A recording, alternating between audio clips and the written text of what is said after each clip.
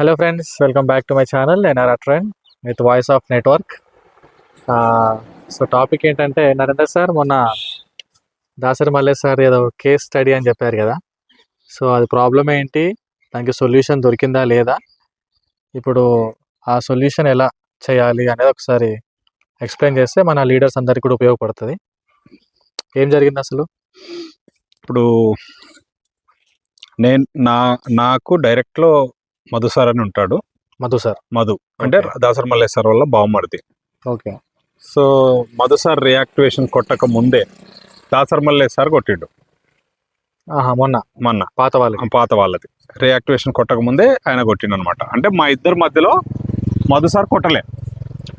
So reactivation Dasari Mallesh sir కొట్టి ఆయన 5th వరకు ఉండే, 6th అప్గ్రేడ్ చేశాడు. అంటే 6th స్లాట్ బై చేశాడు మల్లేష్ సార్. బై చేసినప్పుడు మనం ఏమనుకున్నాం అంటే $170 $170.1 ఏదైతే ఉందో, మనకు గతంలో ఉన్న ప్రాక్టీస్ ప్రకారం ఎవరికి రావాలి పేమెంట్?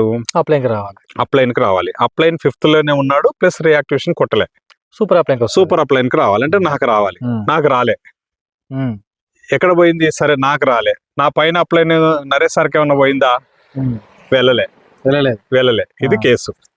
దీని మీద మనం రీసెర్చ్ చేసి ఇట్లా జరిగిందని ఇంటర్నేషనల్ లీడర్స్ గ్రూప్ లో సంతోష్ సార్ ఒక ఇంగ్లీష్ లో పోస్ట్ తయారు చేసి పెట్టడము, నరేష్ సార్ దాన్ని సపోర్ట్ చేసి దీని మీద సొల్యూషన్ కావాలని అడగడం వల్ల అలీనా మేడం లైన్ లోకి వచ్చి మొత్తం డై అడ్రస్లు తీసుకొని కొద్దిగా టెక్నికల్ టీమ్ తో రీసెర్చ్ చేసింది అనమాట. చేసి డేటా అంతా సేకరించి ఏం జరిగిందని చెప్పారు. ఏం జరిగిందంటే, మా ఇద్దరి మధ్యలో ఉన్న పర్సన్ రియాక్టివేషన్ కొట్టకపోవడం వల్ల లింక్ దిగిపోయి కొత్త స్మార్ట్ కాంట్రాక్ట్ లోకి $170.1 ఏవైతే ఉన్నావో అక్కడికి వెళ్ళిపోయినాయి. సో అది ల్యాడోది కూడా కాదు, ఒక్కొక్క లింక్ కు ఒక్కొక్క స్మార్ట్ కాంట్రాక్ట్ క్రియేట్ చేసినామని చెప్పారు. అంటే ప్రాసెస్ ప్రకారము స్టెప్ బై స్టెప్ అందరూ పాత కమ్యూనిటీ అంతా లింక్ అవుతే పాత అనుకున్న పద్ధతుల్లో పేమెంట్లు వస్తాయి.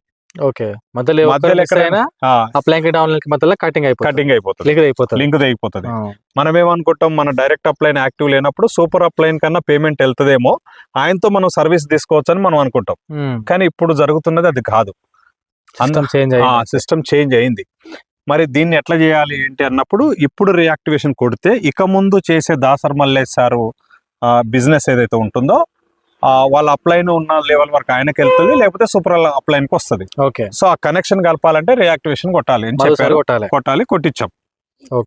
ఇప్పుడు ప్రాబ్లం లేదు. ఒకవేళ మధు సార్ కొట్టకుండా దాసరి మల్లేష్ సార్ అట్లా వర్క్ చేసుకుంటూ వెళ్తూ ఆయన ఎంత వర్క్ చేసినా నాకు రాదు. ఇక స్మార్ట్ కాంట్రాక్ట్ డైరెక్ట్ వెళ్ళిపోతుంది. ఇక సపోర్ట్ ఏమో మనం చేయాలి, పేమెంట్లు అన్ని అక్కడికి వెళ్తుంటాయి. సో అదొక పెద్ద ప్రాక్టికల్ ఇబ్బంది అనమాట. అక్కడ ఎవరు హెల్ప్ చేస్తారు? పైన ఎవరు హెల్ప్ చేయరు. అది ప్రాబ్లం అవుతుంది. సో దీనికి సొల్యూషన్ ఏంటంటే, కంపల్సరీ మనం పాత స్ట్రక్చర్ ప్రకారము అందరు రియాక్టివేషన్ చేసుకోవడానికి డబ్బులు ఏం ఖర్చు అవుతలేవు కదా. జస్ట్ 1-2 మ్యాటిక్ కాయిన్లు పెట్టుకొని పిఓఎల్ పెట్టుకొని కొడితే అయిపోతుంది. సో స్ట్రక్చర్ మొత్తం కంటిన్యూ దెబ్బతినకుండా ఉండాలంటే రియాక్టివేషన్ చేసుకుంటూ ఉండాలి. Number 1 point.